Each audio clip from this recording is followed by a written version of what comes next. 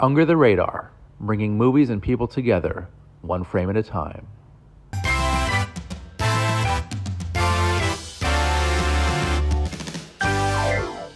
Hey guys, I'm Randy Younger, and this is a very special episode of Under the Radar, bringing movies and people together, one frame at a time. And with me today, we have a true gentleman, I must say. We have producer and founder of Behind the Rabbit Productions, Mr. Jason Godbey. Hey, Jason. Thanks for having me, man. Yeah, this is a lot of fun. This is great. Welcome to the show. I feel very at home here. Yeah, good. Me too. We got a little round table. Yeah. We're gonna have some bagels later. Yeah, maybe we'll see. Hey, some locks. But we are back at Manhattan Neighborhood Network, or MNN. A great studio space. We were here last week for our episode of Under the Radar, and we're back for more. We can't get enough. And yeah, we're just going to talk about some movies tonight, as usual. Two films, actually. They both star Dev Patel, wonderful young actor who basically started out, the first film I remember him in was Slumdog Millionaire in 2008. It won the Oscar that year. Mm-hmm. And since then, Dev has been really demonstrating a real strength in front of the camera, and now behind the camera, because he has a new film out now, which he directed and starred in. It is called Monkey Man. Best title of the year. Yeah, it's pretty good. It's pretty good, I'd say.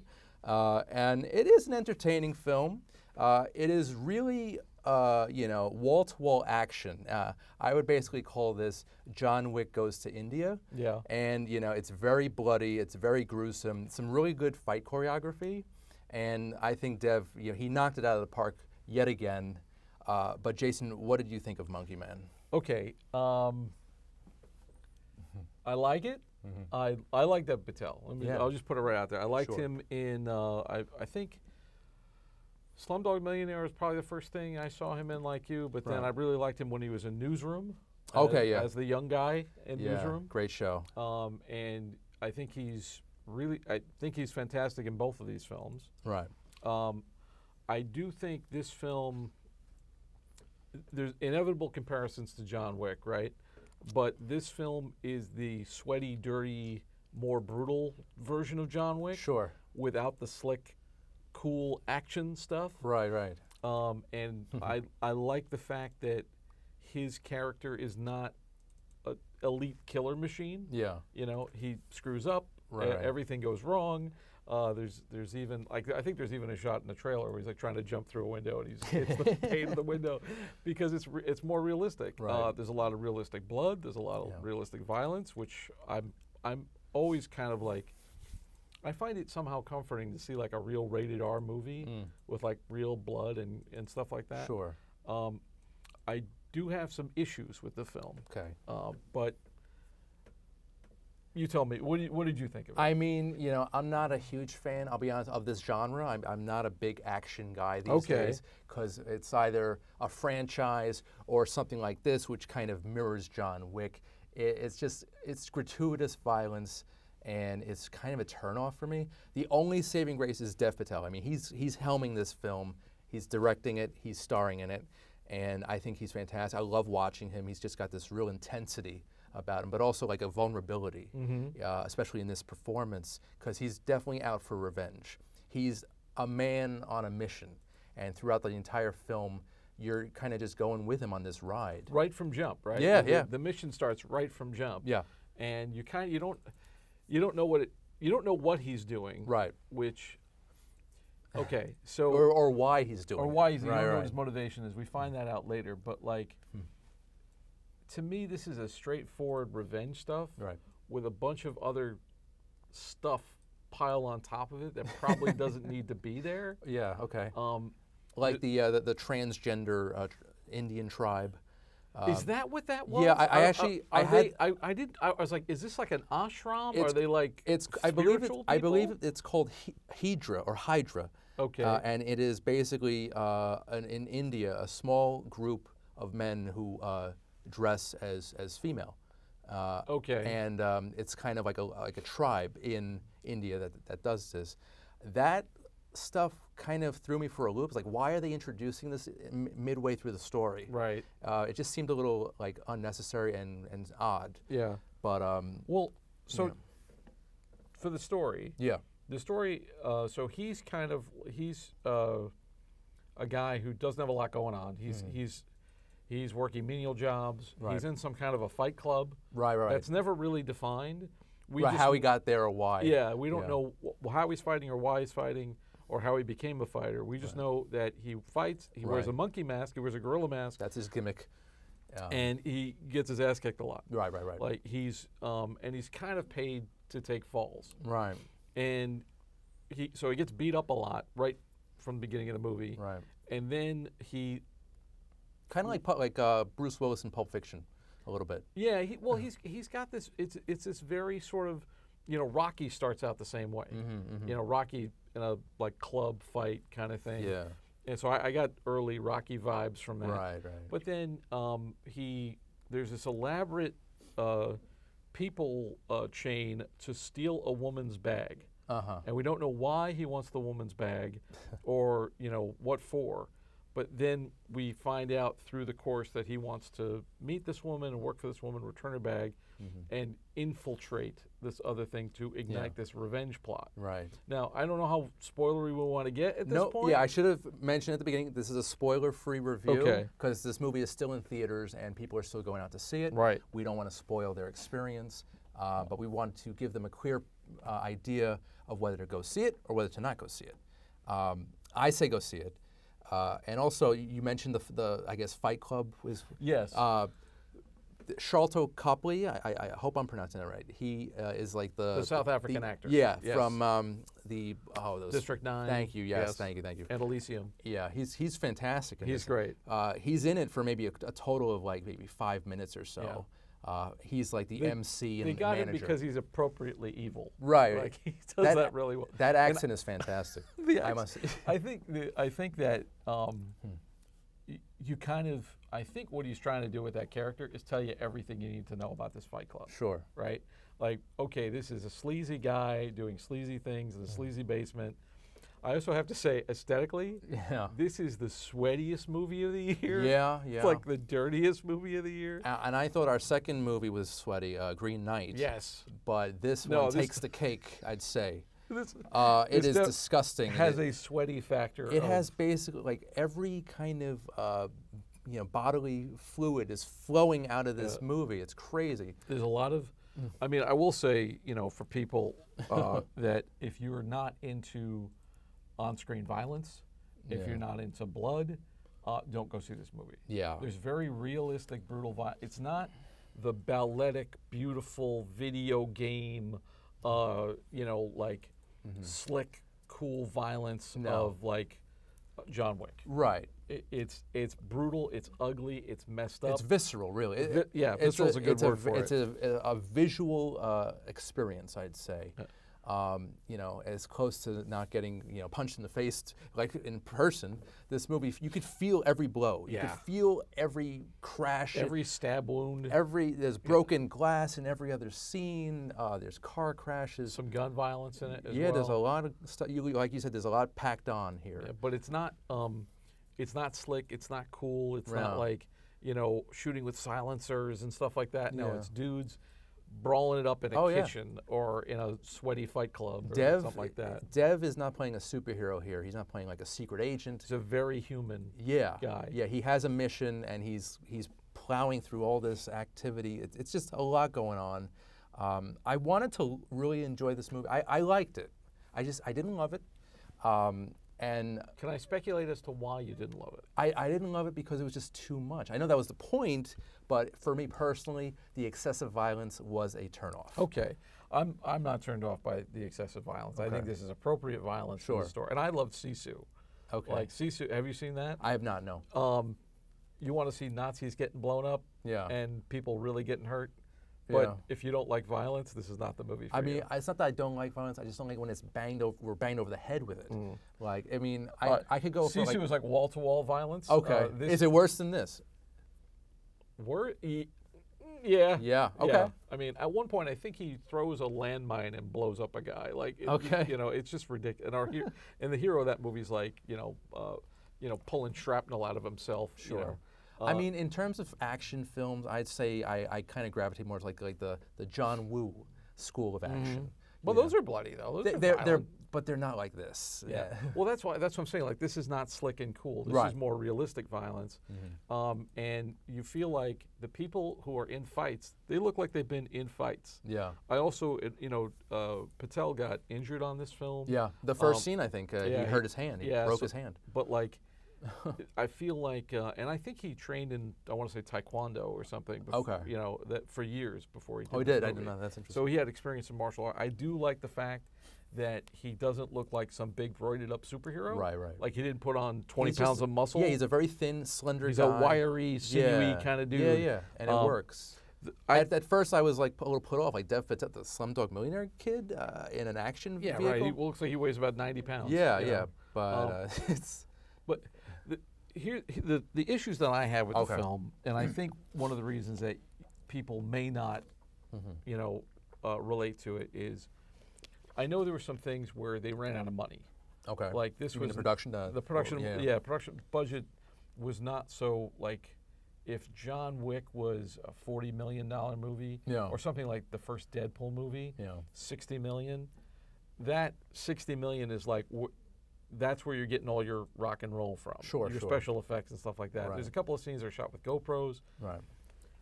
I didn't count. I maybe counted like one establishing shot in the whole movie. Yeah. And I was just like, where are we? Who are these people? What is happening? It could have been, it could have taken place anywhere in the world, pretty much, in any major city.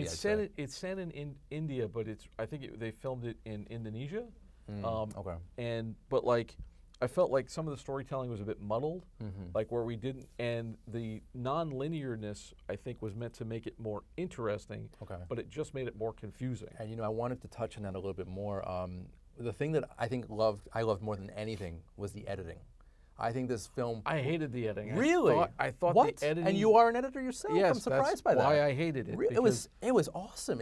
That was basically the best storytelling tool, I think. It told the story brilliantly. The editing was a little bit too all over the place, and I wanted some clear, defined things that I didn't get. Okay. To the point where you're like, why? What am I looking at now? Okay. What am I in flashback? Am I not in flashback?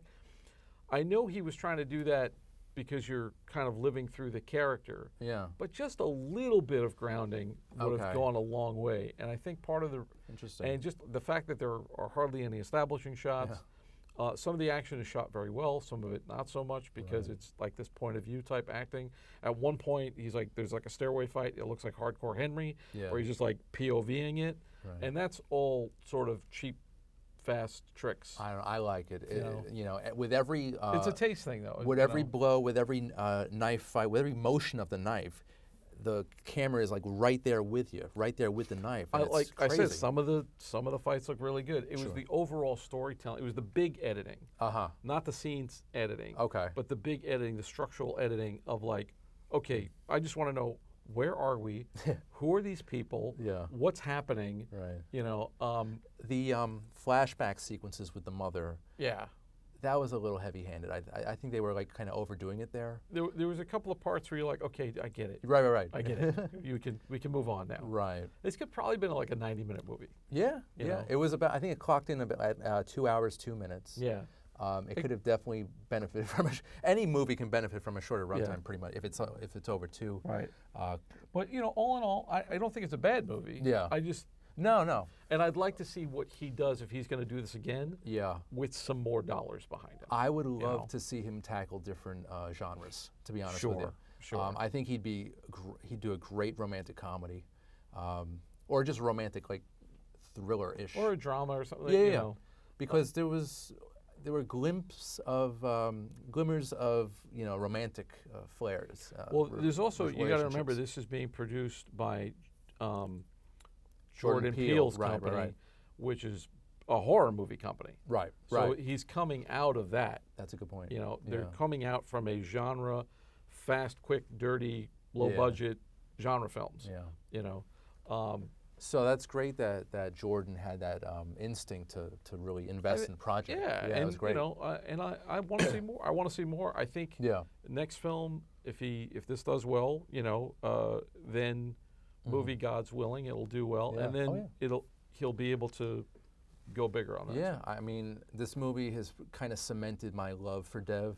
He's a very talented guy. And he is. He's still relatively young. And I think he's very good in the film, too. He is. Like, I think he's very, he's very relatable. Yeah. When I first heard that Dev Patel was going to be in this type of movie, I really was like surprised, and I couldn't believe it. I wasn't so surprised. Well, I guess when I saw the trailer, I wasn't that surprised. Okay, yeah. When you hear Dev Patel in an action thriller, especially an action movie like this, right, it's a little surprising. But he pulled it off, I'd say. Okay. So I guess it's unanimous that we both. I say it's a recommend. Yeah. Maybe more of a stream it than go to the movies to see it. I agree with that. Yeah. I saw it on Amazon. I saw it on Amazon. Yeah, I streamed it as well. I think this movie would have benefited from a big screen. Sure. But it may have been a little too intense. Right. But yeah, I don't know. Leave the kids at home. Yeah, that's the end of the story. Leave the kids at home for this one. All right. So next up, we're going to talk about another Dev Patel film, a little bit of a very different film. Could not be more different. Yeah, right. Well, there's some moments that are kind of similar. A man on his quest, so to speak. Yes. So basically, this is called The Green Knight. And it came out at the height of the pandemic, basically, or it was around that. It was a very weird time. It was 2021, and this film, I believe, was supposed to be released a little bit earlier, but they pushed it to right. But this is actually a good thing because it allowed the filmmakers, the editors, to kind of just really look at it closer and kind of put the finishing touches and making it the best product that they wanted. And I think that was a good choice. Mm-hmm. Are we going non-spoiler for this one as well? You know what? Let's do non-spoilers as well, yeah. Because there might be people out there who have not seen The Green Knight. But it's a fantastic film. It was released by A24 Films. Mm-hmm. It's a very A24 film. It is actually. And I wouldn't expect anything less from them. Right. My favorite production company, distribution company right now.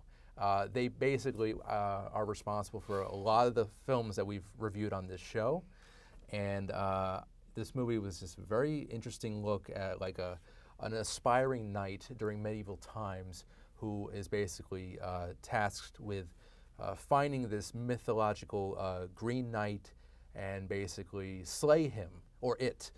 And along the way, he's on this magical quest. He meets some interesting characters. Some of them might be ghosts. We don't know. There's a lot of crazy, dreamlike imagery here. It's a beautiful film. There's a lot to love here. Okay. So this one tripped me up a bit. Okay. I had to. So basically, I watched it and I thought, okay, this might be one of those. I need to like sit back and let it wash over me kind of movies, very trippy, very atmospheric. But at the end, I was like, this movie doesn't make any sense. I don't know why any of these people are acting this way. It's a little surreal in moments. It's very, but I was able to kind of rationalize it out to the points where you see things happen and then you kind of wonder, well, did that happen? Yeah. Or is that a flash forward? Is it a flashback? Is it, and what I think we're seeing is what could have been in sections. Sure. I don't want to get too specific, but there's a couple of moments where, and this was based on a poem. Right. The Gawain. Gawain. Sorry, if we're butchering that. For those of you who speak whatever. Yeah, exactly. They wrote King Arthur in. All the old English scholars out there. But it's a King Arthur legend. Right. Gawain is the youngest member of the court. He is not yet a knight. He is the king's nephew. The king, King Arthur, does not have any sons, so he is the heir apparent. Right. It's a little nepotism there. But. Yeah, and his it's kind of, when this happens, this challenge happens, this weird Green Knight comes, who looks like he's made out of a tree or something. And says, "Hey, anybody who can take up my axe and slay me." He looks like Swamp Thing. He's got a little Swamp Thing on him, and he meets Groot kind of thing. Yeah, exactly. And he comes in. He's like, "Anybody who can take up my axe and slay me, I'll come back in 1 year's time. You'll have to come to me in 1 year's time. Do it again, and we'll meet again. Right. And I'll basically return the favor." And Arthur's about to do it, and then Gawain takes up the axe.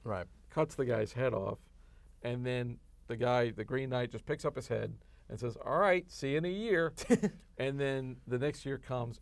It's just around Christmas time, Right. and then Gawain has to make this quest to get to the Green Knight and possibly have his own head cut off, basically. Right. And then you see him encounter all of these different challenges. Okay, when I first saw the film, I did not love it either. But then I revisited it a few nights ago, and it really, I think it's aged very well in these past couple of years.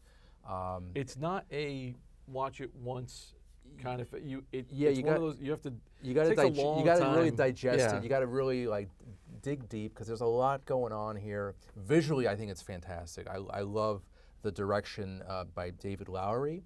I don't really know his work in depth, but he did a fantastic job with this.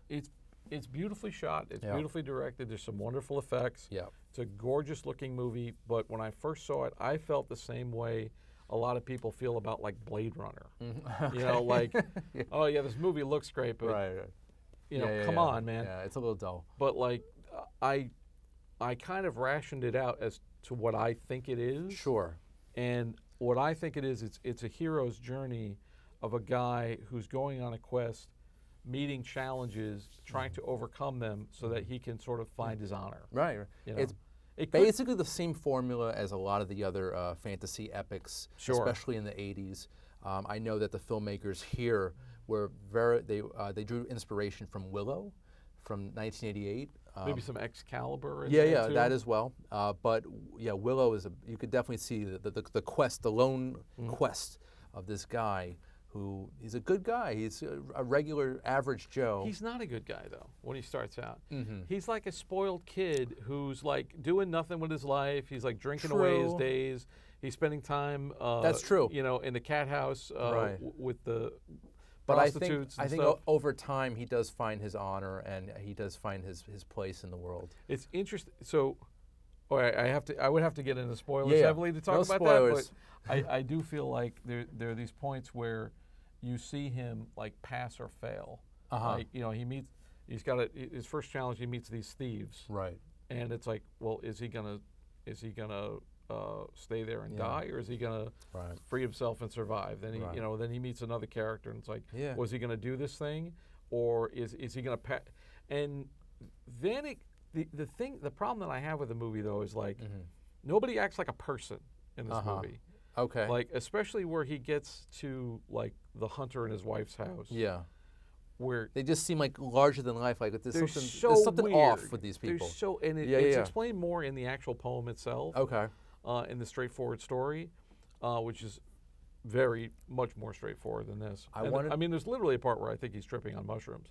You know. Well, there is a scene where he does eat a mushroom. He eats like some bad mushrooms, and then he starts seeing stuff. Yeah, but then he vomits it out, and everything is okay. But I want to just mention the supporting cast here. You've got Alicia Vikander, who plays the love interest of Gawain, Joel Egerton as the hunter, and Sarita Chowdhury, who plays his mother, who I think she gave a fantastic performance. And there's some debate as to who she actually is in the Arthurian legend. Oh, really? Oh. Like, is she Morgan Le Fay? Okay, interesting. If you, like people like Arthur scholars, I'm sure could go to town on this one. Sure. But yeah, it's a really strong cast. Yeah, Sean Harris, I believe, was the king. The creepiest King Arthur ever. Like, he's the he's the bad guy in not the current story for Mission Impossible, but for like Rogue Nation and the movie after that. He's the dude with the beard. Okay, yeah. He's got that creepy voice. Yeah, he's great. But like lots of presence. Also, Ralph Ineson, who plays the Green Knight. Yeah. Fantastic. Great voice. Yeah. Great voice. I just love, my favorite thing is the atmosphere of this film. It's so beautiful. And you really feel like you're in this like fantastical realm. It almost feels like it's like a storybook or like you're seeing a bunch of paintings from the medieval era. Right. You know, like, and it's come to life. It's gobsmackingly gorgeous. Yes. Very weird. Yeah. And very trippy. But it's like it's a well done movie. Yeah. I don't know that I need to spend a lot of. Yeah, this is like a once a year type of movie. I don't think it warrants multiple viewings throughout the year. But again, Dev Patel knocked it out of the park. Yeah, I think it was perfect. And if you're into it, like if this is your thing, if you dig fantasy Knights on Quest stuff, then watch this thing like 3 times, and then maybe you'll get it. That's what I was expecting. I was expecting more of a straightforward fantasy adventure, like Quest movie kind of thing. But it kind of zigzags a little bit, and I love the directions it goes. There's like tangents and gets really trippy, and there's a lot of accoutrement laid onto it that could take you away from it. Sure. But, So. I mean, this is streaming now, actually. Definitely a recommendation. Yeah, I recommend it. Yes. It's wonderful. If you're a Dev Patel completist like we are becoming, go check it out. It is now on HBO Max, or just Max, excuse me, and it is definitely worth your time. Now, we just have a few minutes left. I just want to just do some plugs. Okay. Jason, if there's any projects that you're working on now? Well, there's our show. We have 2 vodcasts out right now. One is called No Rest for the Weekend, which has been running since 2018, where we cover the world of entertainment, mainly film and television. And then we also just launched a new vodcast on podcast channels called Watch This Film, which is a movie recommendation show where we kind of do this thing. Okay. We talk about one movie and get like in depth with it. Okay. It's lots of fun. I have different guests for that, and I really, I'm really hoping people check it out. It's available on all your major podcast platforms. Also airs, No Rest of the Weekend airs here on M&N. Oh, perfect. 6 o'clock every Thursday. Awesome. What's the next film you guys are reviewing? Don't know. Well, right now we're prepping for Tribeca. Okay. So that's we're going to be covering that big time. It's approaching fast. So. Oh my God. Yeah. Too fast. Tribeca Festival, guys. It's coming up in June. It is a very exciting event, obviously, and it'll be the second year of De Niro Con. Yes. So a celebration of all things Bobby De Niro. So that should be exciting. I heard things. Yeah. Hey. I heard things. How you doing? Yeah. Talking to me? Yeah, you watching my movie? Okay. So, Jason Godby, I want to thank you so much for your time today. This was incredible. I hope to see you again on the show. Yeah, man. Thank you so much for the invite. I really appreciate it. Of course. So, I'm Randy Younger. This has been Under the Radar, bringing movies and people together one frame at a time. We'll see you next time. Take care.